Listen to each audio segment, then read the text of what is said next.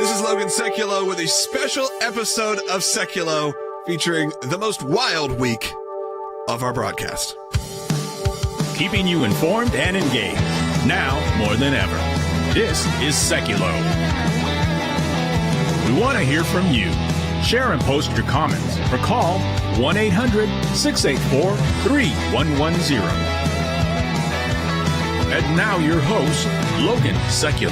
Welcome to Seculo. What a wild week it has been. Earlier in this week, we started talking about what was coming out, which was what has been dubbed the Ministry of Truth, the Orwellian style group coming out of the government, actually the Disinformation Governance Board, which we thought, okay, that's going to carry our week.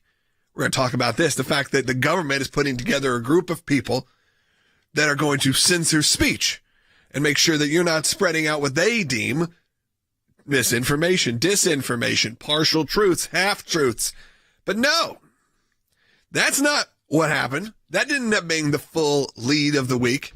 No, because what happened, as we all know, is in the first time in really our lifetime in terms of something of this magnitude, a Supreme Court decision was leaked to the press. A draft decision ahead of time, a draft that's a couple months old, but on maybe the most landmark case in our lifetime. I think there's no way to really go around that. I mean, people have been talking about Roe versus Wade and abortion rights and healthcare rights, and the fight has gone on for decades. And now a leaked decision has come out, and the world erupted, as you would expect, because it was clearly intended to subvert the actual decision, whether it was to sway a decision, whether that was to keep the decision in place. We don't know. We don't know a ton yet about who leaked it, why they leaked it, but we know that this happened, and it caused thousands of people to protest on both sides of the aisle when it comes to people that are pro-life activists like we are here at the organization, or if you are a pro-choice activist. Well, I did find interesting, you had someone like Elizabeth Warren out there saying, they finally did it. They've been working at this for decades, to get this to happen. Yeah, no kidding. We've been working at it for decades. It's been a part of the organization for decades. And I never thought, honestly, we'd live to see the day where this kind of thing can happen. Now, they are trying their best to, the new word of the week that we all had to learn, codify Roe. And we've all gone through all of that. So we have the leak. We have the disinformation, misinformation Ministry of Truth. We have President Biden saying that the MAGA group is the most extreme and of all time, but not all time, maybe just right now. There's been so much, and we've had a petition going on about the decision that happened, or the draft decision that came out. And that petition has had not only 10,000, 20,000, 30,000, over 60,000 people have signed that petition. And that is not all. And this discussion went deep. So what we're going to do is, for the remainder of the broadcast, we're going to look back at the week that was, if you will, and show you some of the best highlights of everything that's happened this week. So you can hear some of the best legal minds, some people that you know, discuss all of these topics, as well as, one thing that we've really harped on here at the organization for the last couple of years is education and children's education. I mean, you've heard that in the news a lot. What are your kids learning? Well, we created a series here a couple years ago called Bald Beagle. Yes, that's right. Beagle with a B. And it's a kids YouTube channel. Now it's also a kids Rumble channel that goes in to do fun puppet cartoon shorts that are made specifically to educate your kids on American history. And we have a brand new one that came out just this week about Alan Shepard, the first American in space. So you're going to hear a little bit more about that later, because that just celebrated a big anniversary yesterday. It's a great video. Our team here is amazing. They've done an awesome job. It's something you should definitely send to your kids, your grandkids, use in the classroom. We have people sending in video clips of their kids actually watching this in schools, which is awesome. Because look, we did it to supplement the schools. But it's awesome to see some schools have taken it in. So we're going to discuss that and so much more. And again, we encourage you to support the work of the ACLJ and sign that petition. It's still going right now. That is at aclj.org. That's aclj.org. Right now, sign that petition. Look at the amazing content we've put out just this week. Again, we'll be right back with more on Seculo. We appreciate all of you for supporting us. Appreciate everyone who has tuned in this week, and we'll see you next week. What is the head of Homeland Security doing? We're setting up a disinformation governance board. We learned the DHS's disinformation governance board was coming out, and we saw media concerns about free speech. You understand some of this pushback? Oh, there's no question, Brett, that we could have done a better job in communicating. So from Mayorkas's perspective, the misinformation board has created misinformation about the misinformation board's scope and purpose. Great. I feel better already, don't you? This is Orwellian. This is a ministry of truth. And the person they've appointed is a Democrat propagandist. She pushed the Russian collusion with the Trump campaign hoax. Republicans are criticizing your decision, the administration's decision to choose Nina Jankowicz to lead this disinformation board. They say she is not somebody who is neutral. Your response? Eminently qualified, a renowned expert in the field of disinformation. Absolutely so. She's been the disseminator of some of the most outrageous disinformation that the country has seen in a long time. This has to be stopped. It's not about who is in that position. There shouldn't be a position. Right. Do you really think that Jankowicz is anywhere near objective enough for this particular job? I don't question her objectivity. There are people in the department who have a diverse range of views, and they're incredibly dedicated to mission. The White House Correspondents' Dinner this weekend, unless I missed it, there wasn't one mention of this Ministry of Truth, not one criticism about it. All the journalists that spoke couldn't be bothered to speak out against this, perhaps because many of them support it because they know exactly who's going to be targeted when this thing is up and weaponized. Was the Steele dossier disinformation? It's not for me to opine on that. You know, Americans are generally wary of anything that suggests censorship. And that's exactly why we set up this working group. All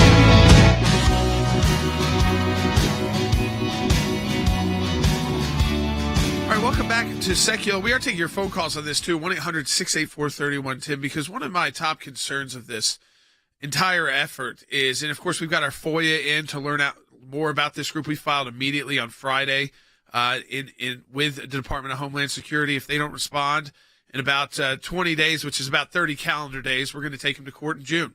They're not going to respond. And so we're going to get this information.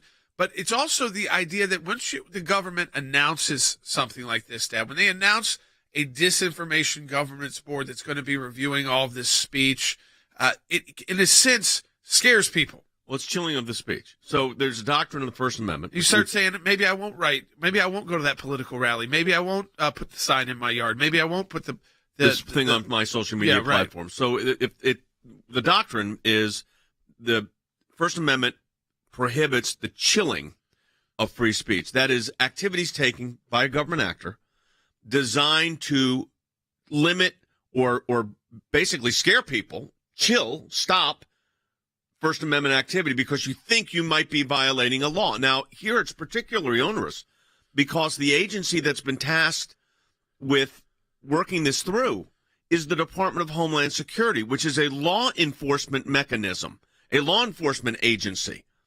And the idea that a law enforcement agency now has a board of governance with misinformation and disinformation is chilling. The existence of the board itself is chilling to free speech. Now, the question becomes here, and we're looking at this right now, we would like to challenge this head on. This thing needs to not come into existence. You know what the problem is? It's already been in existence, folks, for 2 months. It's just now it's out publicly. And, you know, Mayorkas says, oh, well, and we have the bite again where he says, oh, I could have rolled it out better. Yeah, let's play that one again. I mean, this is... This week we learned the DHS's disinformation governance board was coming out, and we saw media concerns about free speech. You understand some of this pushback? Oh, there's no question, Brett, that we could have done a better job in communicating what it does. Really? I don't even know if they know what it does. That's the scary part of all this. I think they know exactly what it does. It's going to put a ton of pressure on social media companies to clamp down even harder. They don't like the Truth Social launch. They don't like that Twitter's been bought by Elon Musk. I think they rushed up their announcement because of that. They don't like Fox News. They don't like conservative talk radio. But especially where the pressure can be put on is the social media companies because they open the door to content moderation. That's their fault. They open the door to say, let's bring in these outside groups, outside organizations to moderate our own content. And we've gone through that process before at the ACLJ. Now there's going to be a government agency helping them put more restrictions on the content. That means more shadow banning. That means more Facebook jail. That means more getting kicked off the platform because of opinions. And this is the difference. If you're going after cartel information, which they could do, by the way, without this, you don't need a disinformation governance board. If you're going you after need a subpoena and a search warrant, specifically Russia, right. You should be utilizing the FBI and other law enforcement agencies. You don't need to announce a board. You don't need to tell Russia that you're doing it. That's why I don't believe either of those lines, because you don't tell the cartels what you're going to do. You don't tell the Russians what you're going to do. And by the way, here, Russia, target this agency now and target these individuals who are leading this agency now. It's a game. He came up with talking points for this because he knew he was going to have to go on Fox News and answer the question. Yeah, and he did a very poor job of doing it. Now, it was interesting. Brett Barrett brought up the Steele dossier because that was, foreign information aimed at the former president. Listen to this one, number 21. Was the Steele dossier disinformation? It's not for me to opine on that. Americans are generally... I want to stop right there. It's not for me to opine. Well, but wait a minute. I thought you have a board of governance that's for misinformation and disinformation. Then here's the rest of his answer. Just censorship. And that's exactly why we set up this working group, to make sure that our work to address a real threat to the homeland, the threat posed by Russian disinformation, the threat posed by Chinese disinformation, by Iranian disinformation, the work that we do does not infringe on people's right of free speech. But you appointed a person to head up the organization that has said the misinformation isn't she wasn't talking about Russia and Iran. She was talking about right-wing outlets. Right. I mean, this is the deal. I will play it for you again so you understand. This is what Nina, the executive director of your new disinformation governance board that we're paying for with their taxpayer dollars, said is the biggest problem, bite two.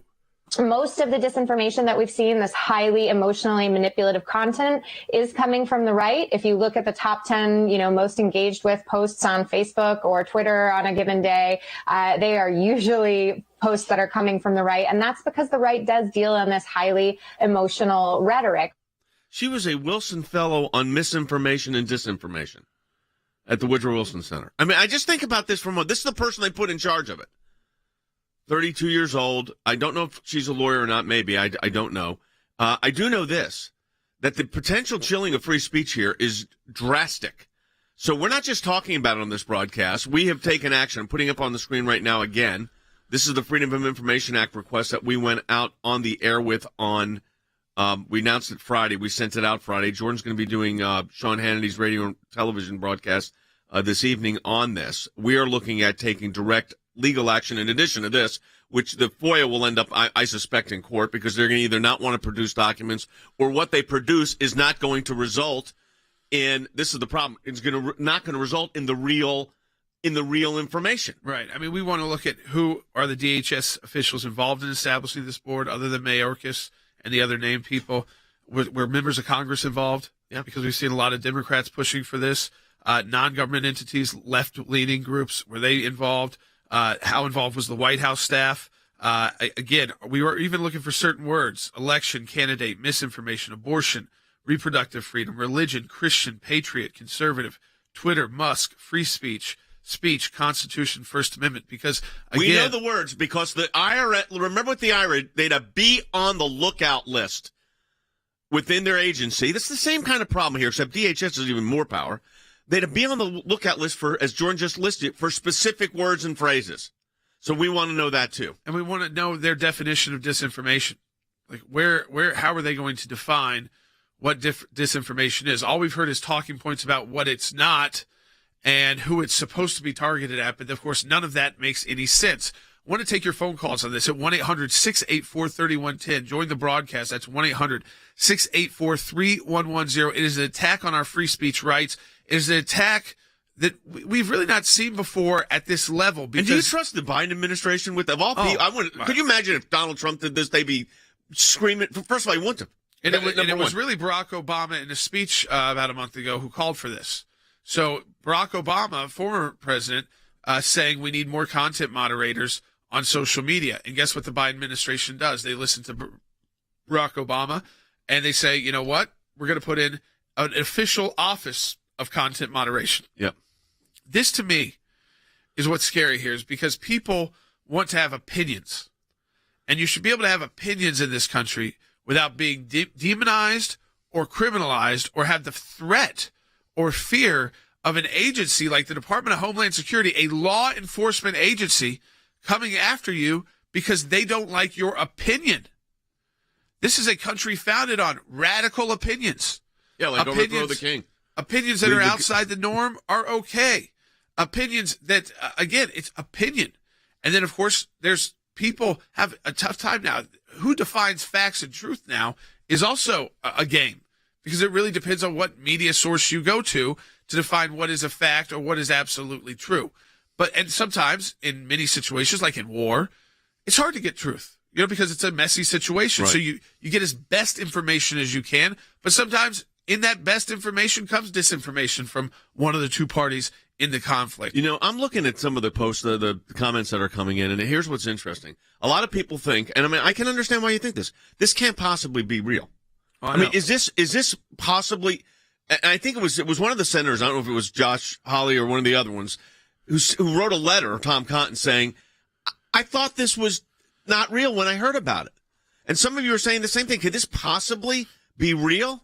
Well, not only is it real, it's been in existence for 2 months, and they only leaked it out because it was about to get out. So that's exactly why they leaked it out. But you have to understand, when you've got this kind of, Jordan set the stage on this, when he's the chilling of free speech here can be dramatic if you let this stand. Yes, it can, because, again, the average person who hears about this, and I'm not talking about to even most of you listening to this broadcast or watching this broadcast, the average folks out there who, it gets towards election time and they decide to say something online or start talking to their friends about who they're going to vote for, maybe put the yard sign up or the bumper sticker on their car, maybe attend an event. This makes them think twice, because they know right now the party in charge, if they're conservative, doesn't like those events and is looking for a way to demonize that speech and criminalize that speech and block that speech from ever seeing the light of day. So you can see this chilling effect it might have on just average folks who, when it gets close to election time, want to have an opinion on the candidates they choose, the issues they care about. Support our work at aclj.org, but I want to hear from you. 1-800-684-3110. It's 2022, and this is happening in the United States of America. Give us your call, 1-800-684-3110. Is this just a whistleblower? Is this somebody who is, shining a light on a very powerful institution? The one bastion of a branch of government that operated with rules and regulations that everybody abided by. Whether you were on one side of the case or another, you still called the lawyer on the other side my friend. I mean, there's a lot of tradition that goes with the Supreme Court. You start your arguments with Mr. Chief Justice and may it please the court. I mean, there's a lot of tradition here. One of those traditions is, and the Chief Justices over the years have said this to the clerks, don't give out information. This is confidential. You are an officer of the court. This is someone inside is trying to cause basically a delegitimization of the Supreme Court. This act of desperation is, I'm running out of time. If there's any chance of swaying a justice, or if there's any chance of getting legislation, or if we're really going to talk about adding justices to the court, this is going to be the moment, because it's going to be out and then people go for the summer and they're gone.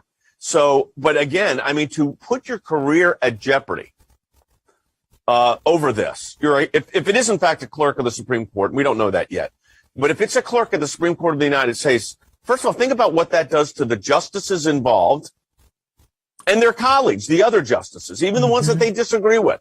They generally have a very, as you know, a cordial relationship with each other. Yes. And this has got to put a tremendous strain on the institution.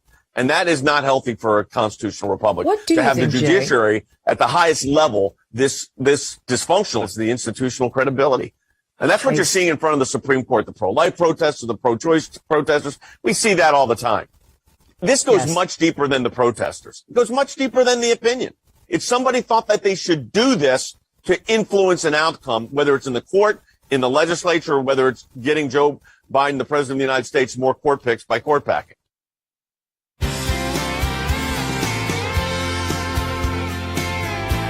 All right, welcome back to Secular. We are taking your phone calls, too. A lot of those to get to 1-800-684-3110. As people are waking up to this news and saying, one, was it authentic? Yes, now we know it's an authentic draft of a Supreme Court. Draft. It is not the final opinion of the court. And the Chief Justice has made that clear. There is a law enforcement investigation going on now to find out who was the source of this to Politico. I will note that Politico brought in a national security reporter to handle this article, which would be outside of their beat, but would be normal in a situation where they were dealing with almost classified documents. So they knew what they were getting into as well. This is a strategy from the left to try an influence campaign, and then, of course, codify Roe. Yeah, so I'm going to quickly go back to Pat Mahoney, who was just at the protest. He's a client of ours. Pat, again, I want you to focus on the one thing here that I think is important for our audience to say. This is obviously a tremendous breach of security, an attack on the institution of the Supreme Court. I hope this opinion, which has now been authenticated is by Justice Alito, actually becomes the majority opinion of the court. It will be tremendous. What a victory that will be for the pro-life community. But that you said there are young people out there today in droves. That is encouraging. Tell us about that. It was very encouraging. In fact, Jay, we had a part news conference, part rally, part prayer, and I actually I felt my 68 years of age. I was by at least 40 years the oldest person out there.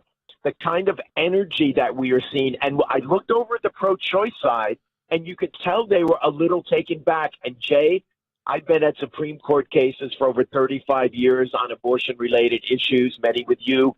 This was one of the first times where our crowd was much younger than their crowd. Yeah, it was really an extraordinary moment. No, thank you. I appreciate you calling in, Pat. Thank you. That, to me, is the encouraging thing. The other thing that's encouraging, of course, is if Justice Alito opinions holds, and I say if because justices can change. This a majority opinion can become the dissent. That has happened in cases. But I read the entire opinion yesterday, and it's gratifying on a couple of different levels. Number one, it's a complete repudiation of Roe and Casey, clearly. Another point, and whether it stays in the opinion or not, who knows, is right in the beginning of the opinion, under actually Section 1A, which is the first legal substantive. It says the constitutional analysis must begin with the language of the instrument, talking about the Constitution. Then it said there's no constitutional recognized right to abortion. And then the court acknowledges on the next page that there is a theory, though, that has been bantered about by the courts where the right to abortion has to exist because if not, it's discrimination against women. And then this is what the court said, and this is very gratifying to us. I hope it stays in. You never know. The regulation of a medical procedure that only one sex can undergo does not trigger heightened constitutional scrutiny unless the regulation is a mere pretext designed to effect an invidious discrimination against members of one sex or other. As this court has stated, the goal of preventing abortion does not constitute invidiously discriminatory animus against women. See Bray versus Alexandria Women's Health Clinic, which I argued twice, once in 91 and once in 92. Then the court went on to say later that the Constitution's First Amendment jurisprudence has also been disrupted by the Roe versus Wade decision. And it talks about the court has, and it says it's flouted ordinary rules on, for instance, it says, and they have distorted the First Amendment doctrines. And the case they cited was Hill versus Colorado. They cited the dissent of Justice Scalia and Justice Kennedy. That was another case that I argued. So there's whether it'll stay in there or not, I don't know. But the fact that those cases serve as a basis for what is now going to be the most historic opinion the Supreme Court has ever issued is significant. Cece, you've had a chance to read the highlights. It's a 100-page opinion here. What's your sense? I think it's a great opinion, again, if it stands. And it's great that it goes through, the fact that abortion was not part of our history. And it keeps hitting the point that abortion is not found in the text of the Constitution, right, which we have argued all along.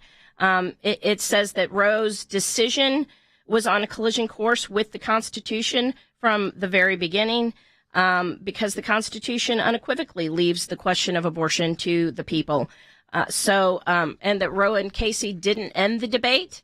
And so they're trying to end the debate with this decision. And I think on the last debate back to the states is what they want to do, right? And I think one of the most important decision or statements was that political or public response can't influence this decision. So, if this was a try from the left to try and influence some justices to change their vote, in the opinion itself says, the public or political response to this opinion cannot influence what the decision is. Roe was on a collision course with the Constitution from the day it was decided, and Casey perpetrated its errors. Then the court says, we therefore hold that the Constitution, if this becomes the opinion, we therefore hold that the Constitution does not confer a right to abortion. Roe and Casey must be overruled, and the authority to regulate abortion must be returned to the people and their elected representatives. But what you have happening right now is a attack on our representative constitutional republic. Yeah, this is an attack on one of the co-equal branches of government, and it's the judiciary,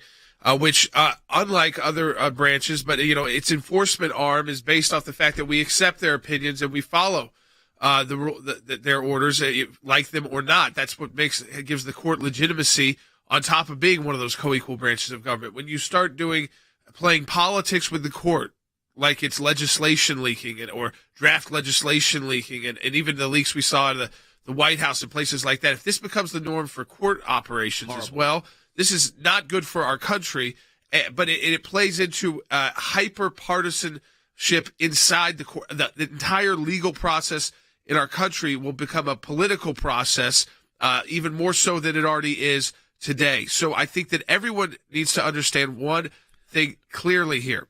The left, they're not giving up on losing this case. No. This might have been a last-ditch Hail Mary attempt, but they convinced somebody to do it, to put their career in jeopardy, and certainly potentially even go to jail, because they thought there was an opportunity. They felt like there's somebody on that court that might be, all they need is one, that they could influence enough with this public campaign of your life is going to be miserable, might even be in jeopardy because of your decision here. And that is very dangerous, Cece, for the court as an institution.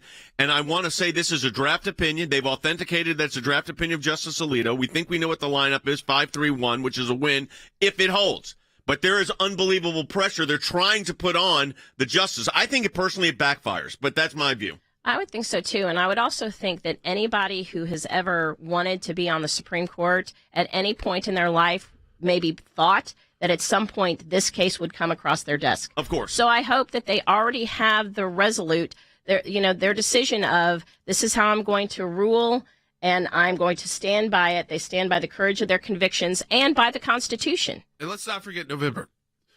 Joe Biden is looking for anything to distract. It's not going to be the January 6th committee. The economy, anything to distract from what's happened in Ukraine, anything to distract from inflation. The list goes on and on. All these attacks. Remember yesterday, talking about the DHS governance board, all those things that have been rolled out in a horrendous way and handled so poorly. The border, the list goes on and on. So if you can get your base, that's all he's focused on now, your base to at least get excited and angry, then they think they might have some political chance. They know they're not going to win over conservatives with this position, but they're having trouble even getting their base in support. We come back, we're going to take a lot of your phone calls. People have been holding on. We're going to get right to them. Too. Share this with your friends and family if you're watching the broadcast, and give us a call at 1-800-684-3110. Find out more about the ACLJ, as always, at aclj.org. We'll be right back, second half hour. Thanks to your support of the ACLJ, we have had many victories. The IRS now formally apologizing to Tea Party groups. If any group feels like they're being targeted, they can go to federal court and bring our case. That's a victory. It's one of the most significant wins in the ACLJ's history, to take on the IRS and win. For more than 27 years, the ACLJ has been fighting for freedom and liberty in the United States and around the globe. These are young people in their 20s and 30s that are doing this. They're fighting for life at a whole new level to beat back the abortion juggernaut. But I actually think we're winning. This is one of the social issues we're winning. The release of Andrew Brunson. We're flying and they finally left Turkish airspace. It's like, okay, we're really out of Turkey and free again. We need your help as we continue this work here in the United States and around the world. Join us online at the American Center for Law and Justice at aclj.org. Keeping you informed and engaged, now more than ever. This is Seculo. And now your host, Jordan Seculo. So I have a feeling many of you listening to this broadcast voted for President Trump, maybe twice, for President of the United States. Well, guess what? If you did, and if you supported any of his candidates that he's endorsed, or if you even like his judicial nominees who are now in the U.S. Supreme Court, President Biden believes that you are part of the most extreme political organization that's existed in American history. The most extreme political organization that's existed in American history. When the President of the United States, take out that he's a politician also, but when the President of the United States makes that comment about so many millions of Americans, he is telling his government to target them. Because if he honestly believes that, whether it's about politics or not, if they're that extreme, well, certainly you got to eradicate that. You got to eradicate that political movement. You've got to make it where people are afraid to say that they support Donald Trump or they support America First or they support these other candidates that he's endorsed. You say, again, you start people, this is that whole idea of how do you chill out speech. One is to, of course, moderate all the content and take it down. But the other is just to silence it. So where you're going to have to make decisions like, do I want to say this or will my job be in jeopardy? Or if I post this, is the FBI coming after me? Or the IRS? That's their idea. And signaled by the president. Signaled by the President of the United States, telling these agencies, and the Disinformation Board is just the latest example of how they are putting people in place to put that pressure on. That board, what it appears to be doing, and appears its purpose will be, is to pressure social media and content platforms to limit or remove conservative speech. And they're just using MAGA to describe Americans who say America First is a good idea. And maybe I don't support Joe Biden's Inflation America. But this idea, again, to demonize your political opponents this way, and that is what they're doing. It's not to say don't vote for them because I strongly disagree with their views. It is the demonization, and then we see the weaponization of these various agencies of our government. And I want to hear from folks. How concerned are you about this? Because we are in election season right now in the midterms, and this is all in prep for the big election. So they're testing different messages now because he's got to run for re-election ultimately once those elections are over. But they think maybe they've got this moment to reverse course with how bad things are looking for Democrats in the November elections. So what do you think? 1-800-684-3110. Does language like this from Biden make you think twice? Not because you're not a patriot, but because you got to put food on the table. You got to keep your job. You don't want to lose your employment or have your social media accounts shut down because you happen to be someone who supports the America First agenda. That's somehow dangerous in our country. I want to hear from you at 1-800-684-3110. But something Jordan said earlier in the broadcast, and it's got to be repeated, and that is this issue. This is being signaled from the top. When the President of the United States, do we have the short bite of that? I want to play it. 6 seconds. This MAGA crowd is really the most extreme political organization that's existed in American history. And then 4 days before that, we find out that the president, through the Homeland Security, Department of Homeland Security, has put together a board of governance for misinformation and disinformation.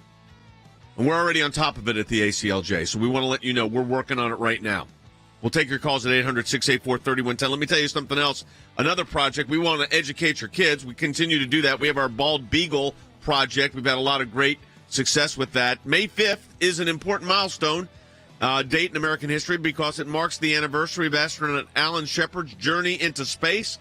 In 1961, astronaut Shepard became the first American to leave Earth and explore space.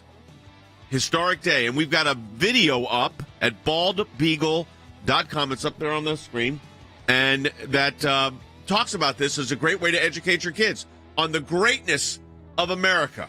That's how America was made great. So what you want to take a look at that and share that with your family. We'll be back with more in a moment.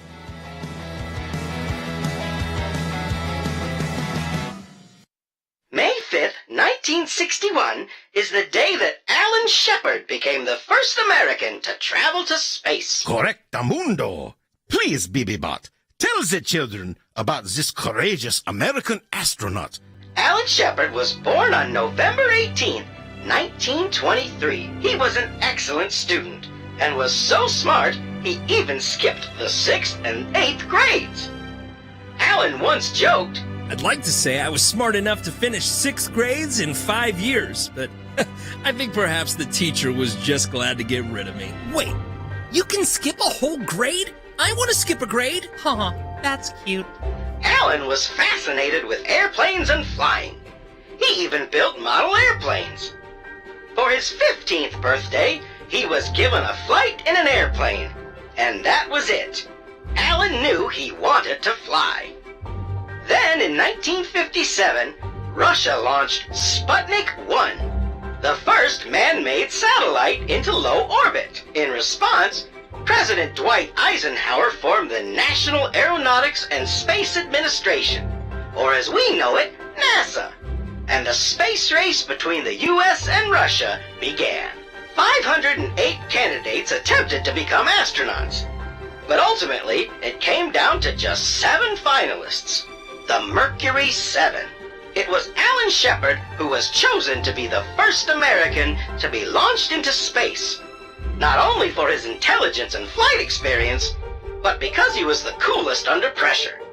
At 9:34 a.m., May 5th, 1961, Freedom 7 finally blasted off.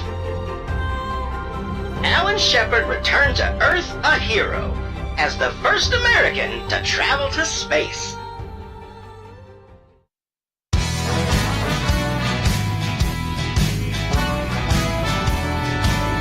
Back to Secular. I know some of you got questions about the disinformation board. We're going to get to that in a minute, too. But I want to start off first with Dan Bennett, our Director of Government Affairs. I want him to walk through exactly what the Democrats are planning to do. Now, remember, they're doing this all based off a draft opinion that was leaked from the Supreme Court. They're going to try and preemptively get out ahead of the actual court opinion and make abortion, the right to abortion, a codified law at the federal level. Now, to do that, they've got to jump through some hurdles, but it is a different battle than some of the previous hurdles with the filibuster, because there are a couple Republicans that would be interested in joining, at least on the codifying abortion as law. So you've got that, but they've also got a couple Democrats who aren't supportive of ending the legislative filibuster. So let's go to Than Bennett, Washington, D.C. Than, let's walk through. I mean, they're planning on beginning this process next week.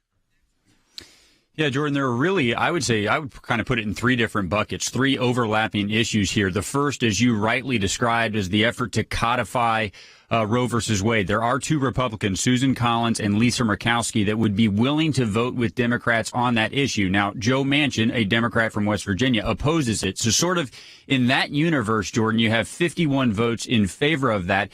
However, 2 things. The next 2 things I would bring up, the bill that they're going to put forward next week actually isn't just a codification of Roe. It's also an elimination of every pro-life restriction that's already on the books in the states. And on that issue, it looks like Susan Collins and Lisa Murkowski are probably okay. However, Susan Collins and Lisa Murkowski are the main sponsors of a narrower bill that still codifies Roe v. Wade. So what I'm concerned about, Jordan, is maybe they will try to pull a sleight of hand here, and maybe instead of putting up the same bill that they've already put up and that already failed, they might put up a bill that looks like the one that those 2 Republicans sponsored, and then ask them if they might be willing to provide the 2 votes to nuke the filibuster that Joe Manchin and Kyrsten Sinema won't give them. That sounds like a lot, Jordan, but I want to boil it down just to this. Yes, they do have to get to 50 votes twice. They have to get it to nuke the filibuster, and they have to get it to codify Roe. But, Jordan, they don't have to use the same mix of 50 votes to get to those 2. So they could use a couple of Republicans to clear one hurdle and then use all Democrats to clear the next one. Than, if they did not have the legislative filibuster right now, they have the votes in the U.S. Senate to codify Roe. They do. They have the votes to codify Roe. In fact, Susan Collins and Lisa Murkowski are the sponsors of a bill that would do that. Now, I do want to clarify, Jordan, the bill that the Senate has already voted on in the past is a much more expansive bill. Right. That's the bill that has already passed the House with 218 votes. But you're right. They do have the votes to codify Roe if the filibuster was gone. You know, the saboteur who did this, I want to be really clear on this. The saboteur who did this at the Supreme Court, this is exactly what he or she was hoping would happen. Steal the opinion, leak it to your friend at the press, put it out there that this is then have the court having to say, yes, this is Alito's first draft. It's the real opinion of at least the one that's being circulated. Doesn't say that it's the one that's going to be the final opinion, but you do all of that. So the saboteur is getting what he wants or she wants by having this bill, this legislation being put forward. Then, number two, they're going to try to federalize the right to abortion. Now, we've got lawyers working against that now, trying to figure out the angles on that. But we could be looking at a clash that is unreal. But understand something. The saboteur has gotten what they wanted. They haven't gotten court packing yet, Jordan, but that's already being discussed. They haven't gotten the legislation through yet, but it's being introduced. They are trying to intimidate justices of the Supreme Court. That's not going to work. But you know they're up to no good. But it's happening as we speak. The intimidation attempt is on. I mean, this is, again, I think, Dan, what I wanted to just boil down to is that because this battle is next week. This battle is not after the court opinion, ultimately, the final opinion comes out, which they don't even know what it will be yet. But they are trying to utilize this draft, authenticated draft, as a reason to maybe get a couple of senators to act in a way they would not normally act. And vote in a way they wouldn't normally vote. 100%, Jordan. It's purely a political play. They are trying to take the news of the day and jam their preferred policy preference on the abortion issue down the throats of the American people. And look, and make it federal. I want to really emphasize this, Jordan. I mean, codification of Roe, putting it into statute would be bad enough. But as of now, the bill that Leader Schumer is going to put on the floor of the Senate, it's way worse than that, Jordan. Yes, it codifies Roe, which is a terrible, terrible move. But it also says things like making sure that an abortion clinic has reasonable health and safety standards for women. Jordan, that's even something that states would not be allowed to do on this. So it would centralize all of these decision-making processes. And quite frankly, it would make abortions go up, certainly. It would also make them decidedly less safe for women, Jordan. That's what will be on the floor of the United States Senate unless Leader Schumer changes his mind. All right, so we're going to be watching this very closely, very carefully. They say court packing is the second issue they'll look to. So they're going to try to do it legislatively. They've got to move to court packing. Schumer said, first I'm starting with the legislation. So that's where they're going to start first. Also on the Disinformation Review Board, we got a lot of calls coming in about it. Let me go to Julie in Iowa online, too. Hey, Julie. Hi, guys. I just have one thing. It's very irritating to me, this whole disinformation, misinformation, because to me, misinformation means a lie. That's what disinformation is, a lie.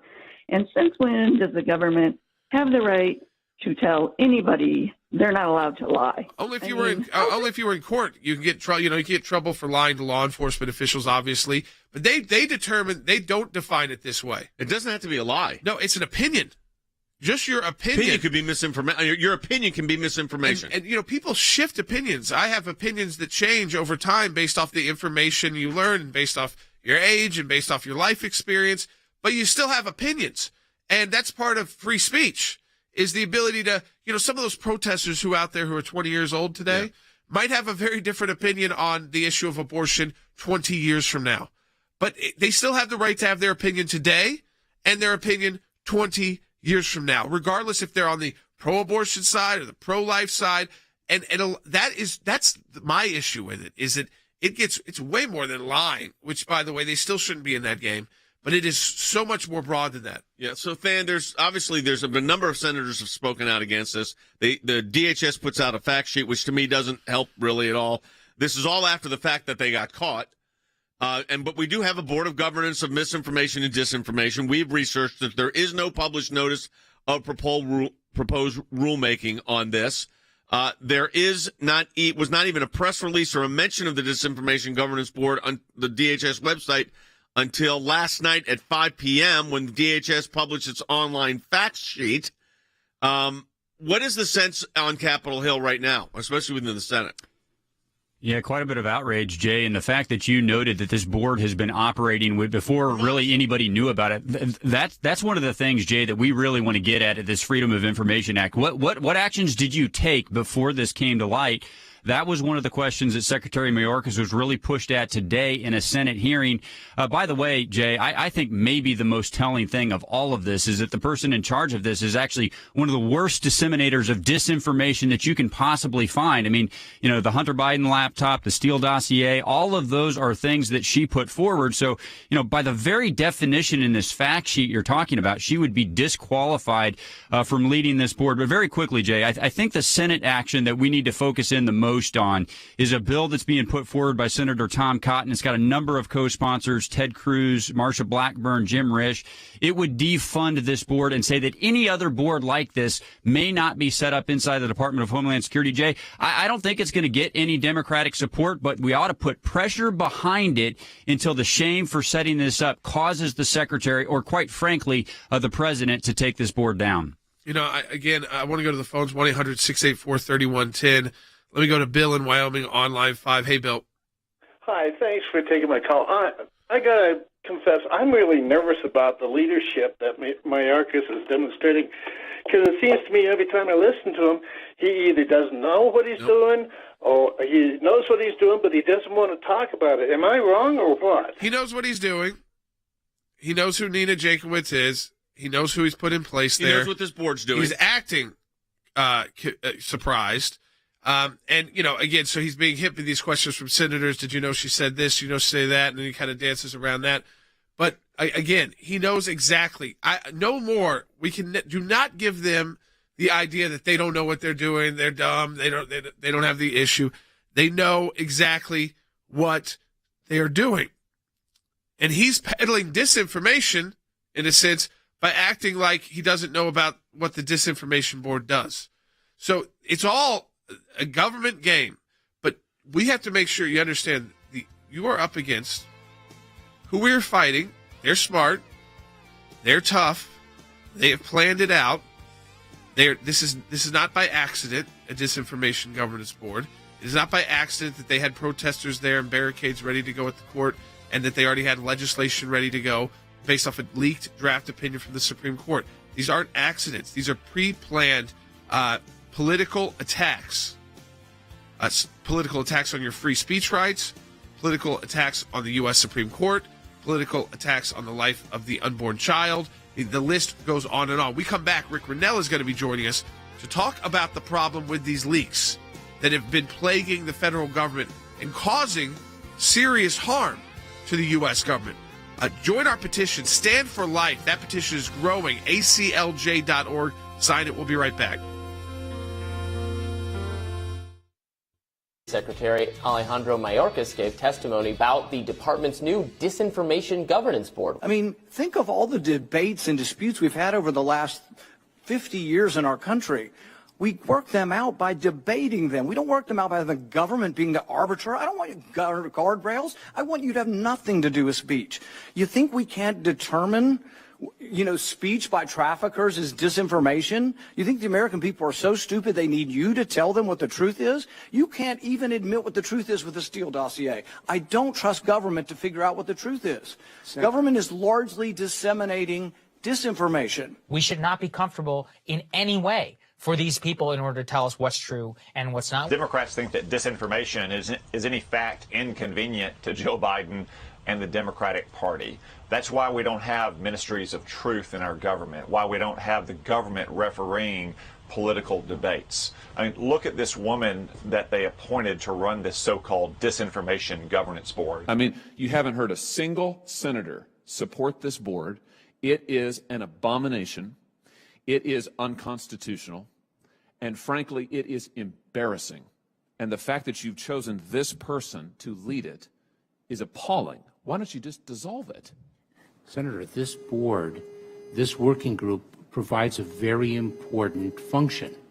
No, it doesn't. What is she going to say next if Republicans are pointing out that inflation and gas prices were on the rise before Vladimir Putin invaded Ukraine, that we're engaged in disinformation because we're not calling it Putin's price hike? This is why we don't have ministries of truth in the government. These are debates that should play out in Congress and on the campaign trail. In a way, it's a form of the very fascism that the so-called liberals who profess to be woke, it's a very form of fascism they say they hate most in life.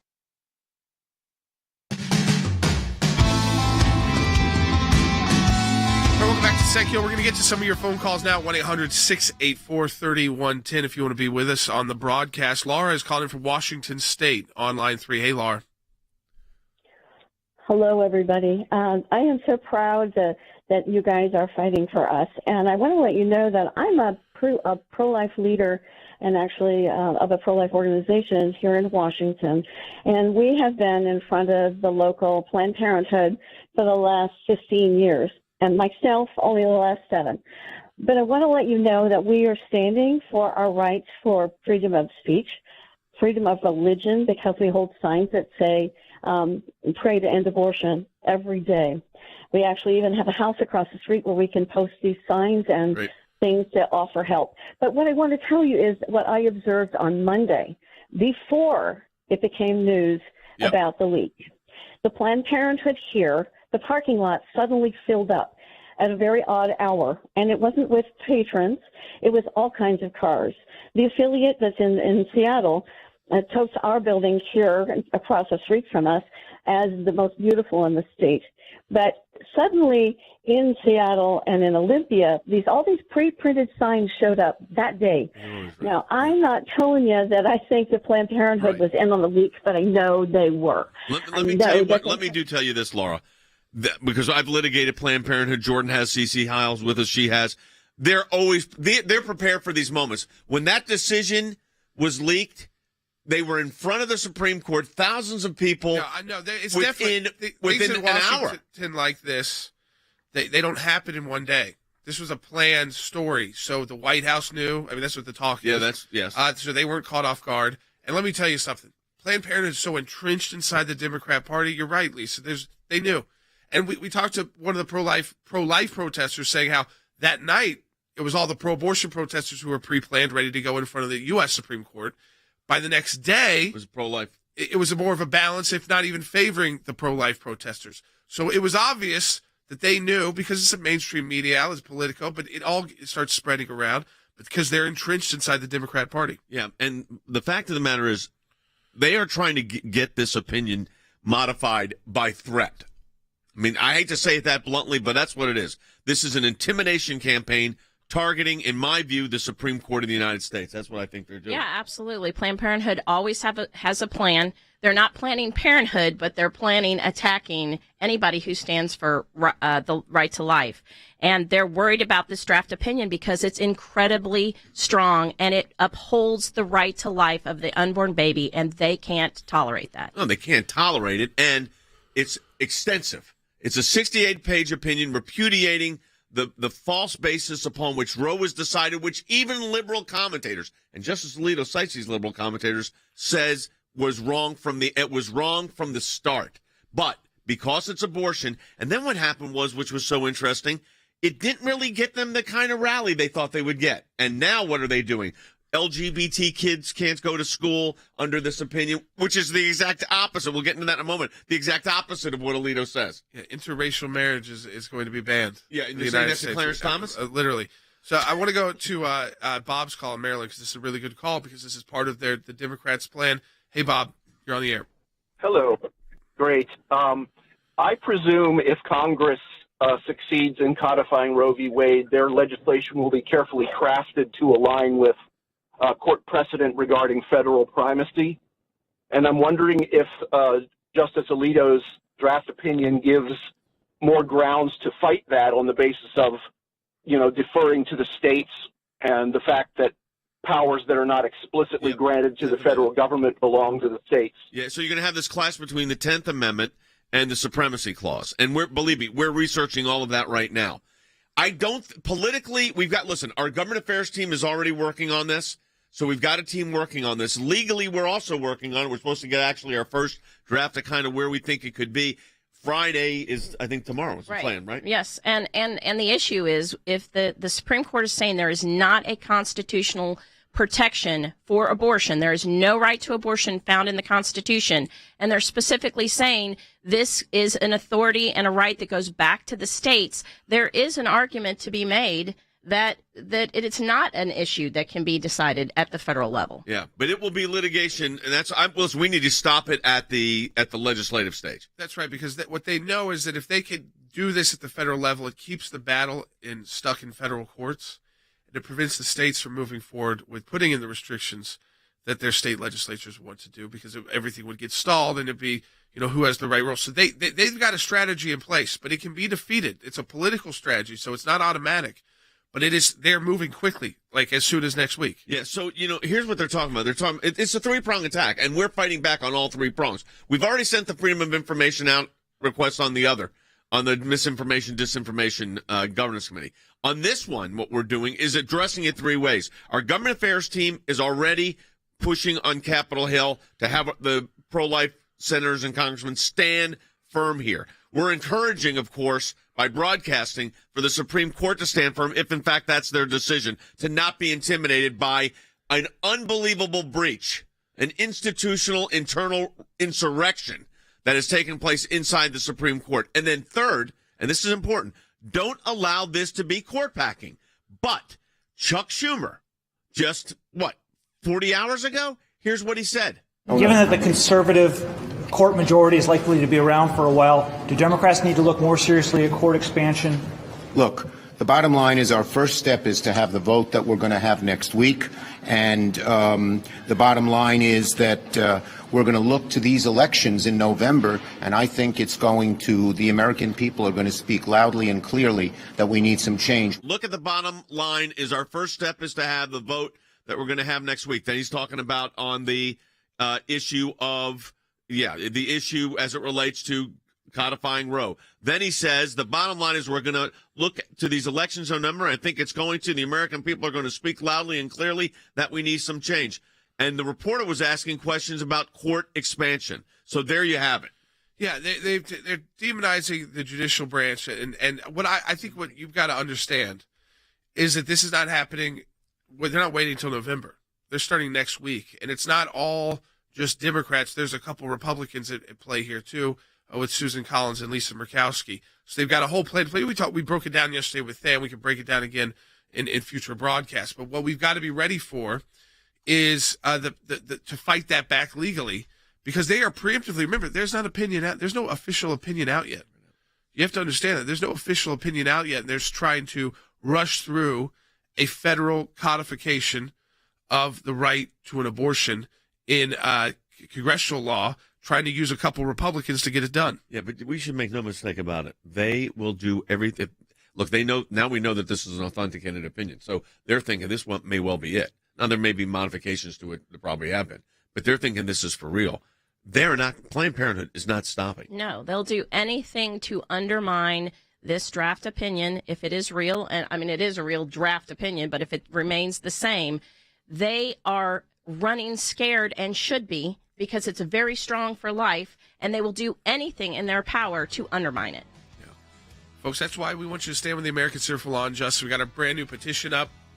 Over 50,000 people have signed this. We need, again, that strength in numbers, standing up together, letting the government know that, no, they are not the majority view. And we're not going to be demonized, and we're not going to shut up, and we're not just going to sit by and let them do whatever they want and intimidate courts and intimidate justices. And we're going to stand up, and we're going to fight back. You can do so by signing our petition at aclj.org. Everybody's always saying, what can I do? Can I do something else? And we're going to get those to the House and the Senate next week. Because that battle has already begun. Legislatively. So you think that you may have won the judicial battle, maybe, since 1973, and you got to go right back, and we're ready, to Congress next week. Go to aclj.org, sign that petition. We'll talk to you tomorrow.